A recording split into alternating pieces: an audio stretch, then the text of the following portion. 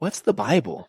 The Bible's not a book. The Bible's 66 books. 40 different people wrote it. Over 1,500 years. There's never been a book like that in history. Does that make it the Word of God? No. It just means it's worth considering, because there's never been a book like this. Gives you some reason to consider it over the others. Well, how about history? For hundreds of years, archaeology has used the Old Testament and New to find buildings, to find people, to find civilizations, to find kings that didn't exist or they didn't think they did. And suddenly the Bible said they're there, and they dug it up, and there it was. Does that make it the Word of God? No. It means it's historically accurate. Real people really existed and really wrote down what they saw. It's worth considering. And then a man showed up one day named Jesus. And he said, I'm that guy. And he fulfilled all 300 prophecies. That's impossible. People could say, well, yeah, they just wrote it afterwards and filled it all in. But we know that the first Greek translation of the Old Testament was done 250 years before Jesus was born. So how could they possibly know that he'd be born? How could they possibly know he was going to be crucified when crucifixion didn't even exist as a capital punishment yet? How could they know that he'd be betrayed for 30 pieces of silver 250 years before there was a Jesus?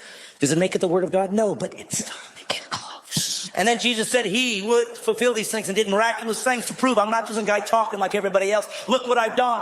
And then he said this, I'm going to prove it to you. I'm going to die and I'm going to come back to life. Nobody's ever done that. And he died. And all those who were with him 3 years ran in fear. And they ran away and they said, I guess we were wrong. And then something happened. Something happened that made all these guys come back and be willing to be martyred for one reason. They said this, I saw him die and I saw him come back.